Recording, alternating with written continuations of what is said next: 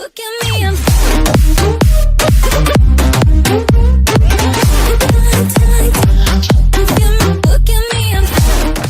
It's decision time for Peyton Manning. The former NFL star will likely decide this week whether he'll call Thursday Night Football on Fox Sports this season, say sources. More Cavs coach Tyronn Lue steps away from job over health concerns. Manning, the two-time Super Bowl winner with the Broncos and Colts, had a soft deadline last Friday on whether he'll move to TV the way fellow quarterback Tony Romo did with CBS Sports last season, said sources. It's been a delicate mating dance between Fox and the 41-year-old Manning. The most sought-after free agent in sports TV has to decide whether he wants to hold out for an opportunity to manage an NFL franchise the way John Elway has with the Broncos, or join the long list of star QBs who've moved to the broadcast booth, including Troy Aikman and Terry Bradshaw at Fox and Romo and Dan Fouts at CBS. Fox executives pitched Manning when he drove the honorary pace car during the telecast of the Daytona 500 in February.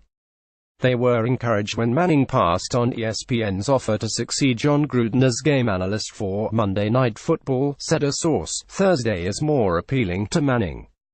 It's only 11 weeks. It should have a better game schedule than Monday Night Football.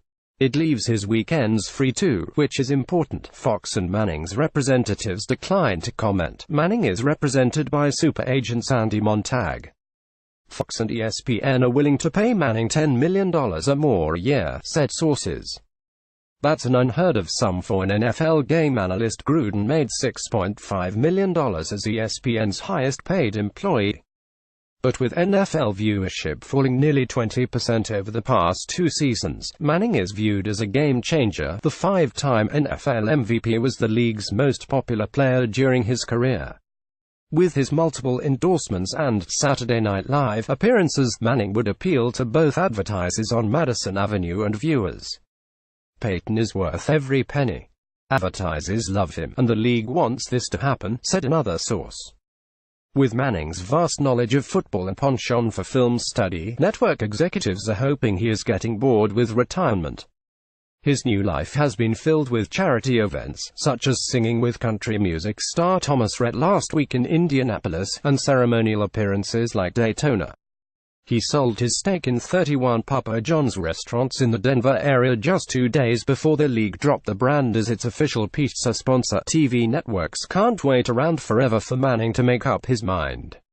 Fox and ESPN can't hire play-by-play announcers for TNF and AMNF until Manning makes his decision. Why? Because no 18 will have veto power over who he works with in the broadcast booth, said sources.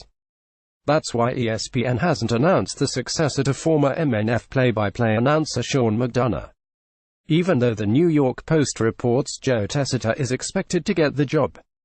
If Manning stays retired, Fox is pursuing Cowboys tight end Jason Witten as Plan B, say sources. The 35-year-old Witten could be another Romo, say sources. He has the same direct-from-the-huddle knowledge of today's game and TV-friendly personality.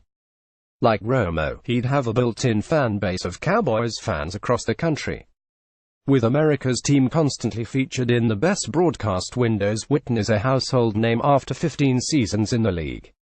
On the other hand, Witten won't make as much in the booth as he can on the field.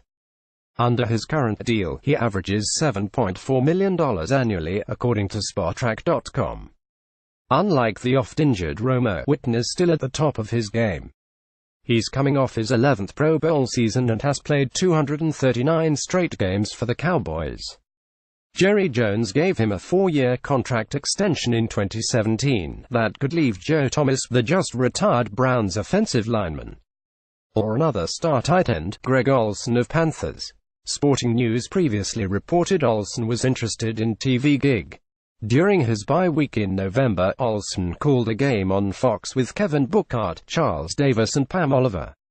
He was also part of ESPN's Super Bowl coverage. If Witten and Olsen both return to the playing field in 2018, Thomas could be the last man standing, said a source.